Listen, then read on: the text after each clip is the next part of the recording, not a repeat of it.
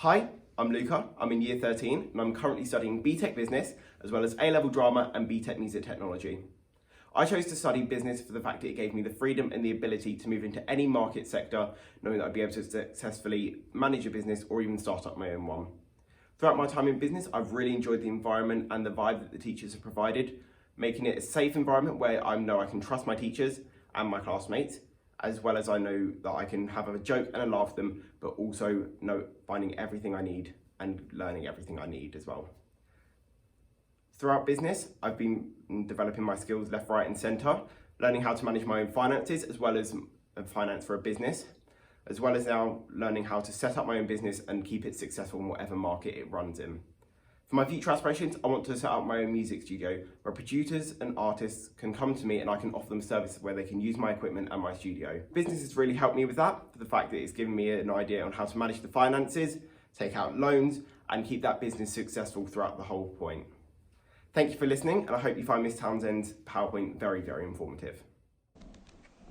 The BTEC Level 3 National Extended Certificate in Business. This is a vocational qualification.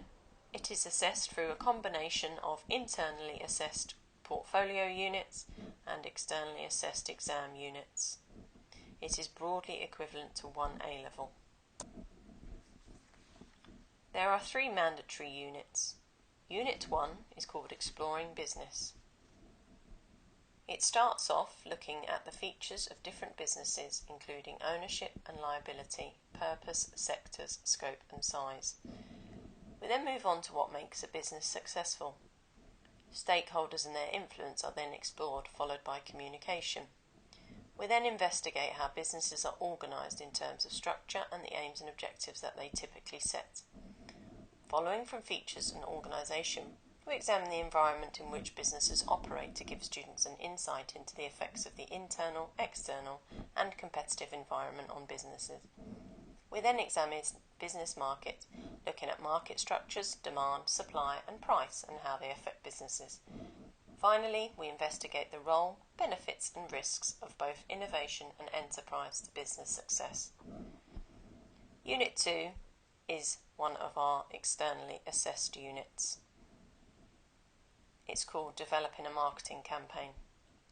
Marketing is a dynamic field central to the business and this unit supports students in gaining an understanding of how a marketing campaign is developed.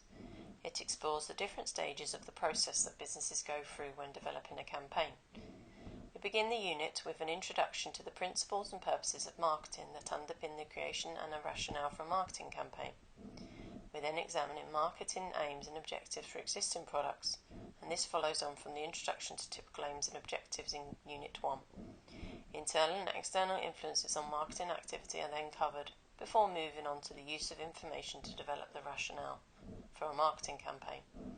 We then examine the importance of relevant, valid and appropriate research in relation to customer needs and wants, thus supporting students in being able to make recommendation about the type of marketing campaign that a business should undertake.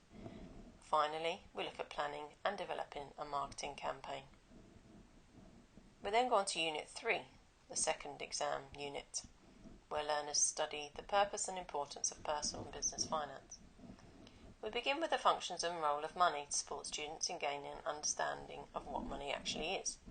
It is here that we look at the functions of money, the role of money, and common principles to be considered when planning expenditure. We then move on to the use of money as a payment method, ensuring that students understand the advantages and disadvantages of each payment method. Next, we cover the different topics, looking at types, features, advantages and disadvantages of different current accounts, and the services each one offers. After this, we look more closely at managing personal finance with a focus on the suitability of different financial products, different types of borrowing, saving, investments and insurance products. Following on from this, we look at the personal finance sector, exploring the features of financial institutions and how they communicate with customers. To conclude the personal finance section, we look at both consumer protection and information guidance and advice. We then move on to the business finance section and begin with the purpose of accounting. This is when we start to introduce accounting terminology. The next topic is sources of finance, which helps students understand where businesses get money from. We then look at types of income and then types of expenditure, before moving on to break-even analysis, cash flow forecasting, statements of comprehensive income and financial position, all of which require students to understand accounting terminology. Finally, we look at ratio analysis, giving students the knowledge, understanding and skills to measure profitability, liquidity and efficiency using the information in the statements. Finally, we cover the optional unit, Unit 8, recruitment and selection, looking at the process. We begin by examining why businesses might need to recruit staff and the methods they might use to do this.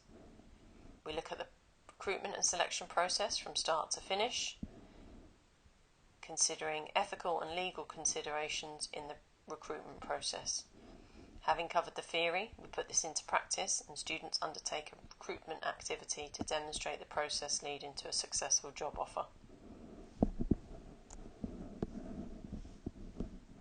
Having focused on 3 different business topics, students are in a better position to know what they might want to specialise in when they are choosing a degree or looking for employment.